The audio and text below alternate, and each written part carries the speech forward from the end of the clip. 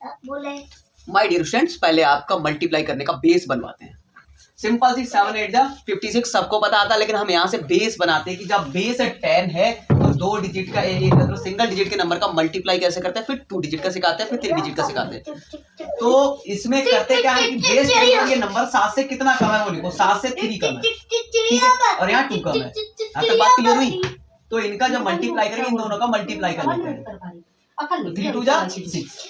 दूसरा रूल क्या करते हैं कि इसमें से चाहे तो ये घटा दो, चाहे इसमें से ये घटा दो, यानी माइनस करो, दोनों का मतलब सेम ही आएगा। 7 में से 2 माइनस करेंगे तब भी 5 आएगा, और 8 में से 3 करेंगे तब भी माइनस आएगा। यहां तक बात क्लियर हुई? जब 10 से कम थे तो ये लॉजिक लगाया, मतलब माइनस किया। जस्ट इसका अपोजिट है, अगर ज्यादा हो 10 से ओवर हो तो क्या करेंगे? देखिए एक नंबर लिख लेते हैं हम। नंबर कौन कौन से ऐसे लिख लें जो 10 से नियर अबाउट हो, तो जैसे कि 12 और 24 लिख लेते हैं, 12 एंड 14 लिख लेते हैं।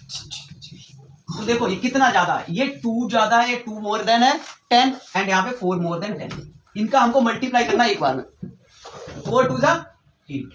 अब इसमें क्या है कि ये ज्यादा है तो प्लस करना, चाहे इसमें ये प्लस करो तो भी 16 आएगा, चाहे इसमें ये करो, देखो 12 में 4 प्लस करें तब भी 16 आएगा, और 4 में 2 प्लस करेंगे तब भी 16 आएगा।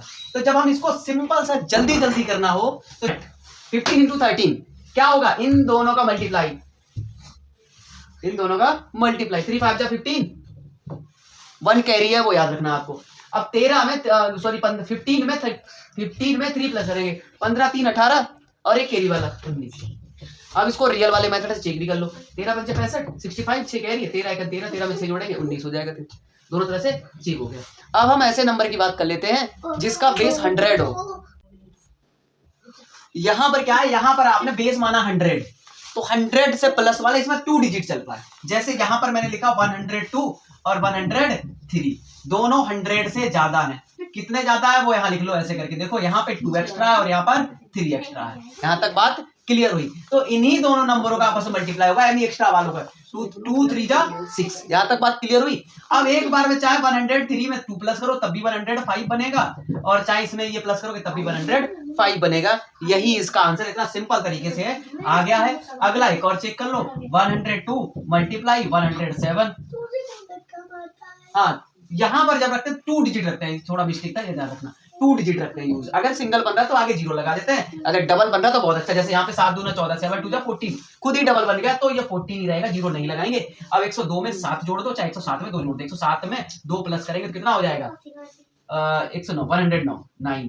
यहां तक बात क्लियर हुई? सिंपल, इतनी जल्दी जल्दी मल्टीप्लाई निकलने वाले हैं भाई। माय डियर स्टूडेंट्स, अब अगर नंबर 100 से कम वाला है थोड़ा सा, तो क्या करते हैं देखिएगा। जैसे मैंने एक नंबर लिखा है 99 और 98, ठीक है, इन दोनों का मल्टीप्लाई करना, ऐसा ऑब्लिक लगा लेते हैं। ये कितना कम है वो देखो आप, 100 में से ये 1 कम है, कितना कम है?